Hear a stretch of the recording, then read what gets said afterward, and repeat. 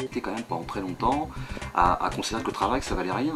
Les organisations à la fois très hiérarchiques et je dirais plus très monarchiques à la française sont un facteur de très grande inefficacité. Comme si, dans le travail, il n'y avait pas d'intelligence, il n'y avait pas de qualification, il n'y avait pas de savoir-faire, il n'y avait pas de compétences, que n'importe qui pourrait faire n'importe quoi.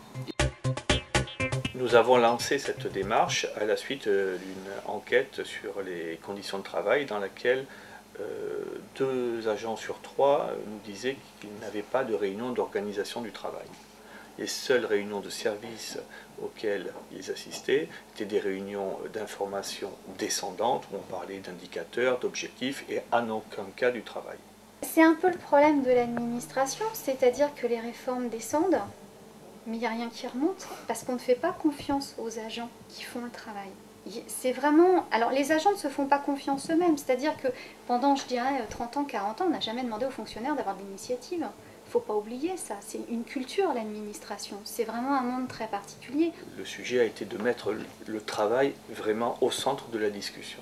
C'est aussi une manière de lutter contre les risques psychosociaux, c'est mettre au grand jour ce qui est souvent caché, c'est tout cela. C'était vraiment rendre les agents acteurs. Et pour la direction, c'était également lui dire que ce n'est pas à coup de notes, de prescriptions, pour reprendre une citation, de bombardement procédural, que l'on va régler les problèmes. Suite à la fusion en fait, entre les impôts et le Trésor, on a créé un nouveau service qui s'appelle le pôle de recouvrement spécialisé et dans lequel on a mis à travailler ensemble des collègues qui viennent de 2 mondes différents avec 2 cultures professionnelles différentes.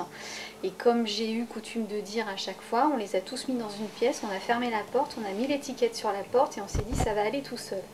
Bizarrement, ça s'est pas tout à fait passé comme ça et à un moment donné, le service a explosé.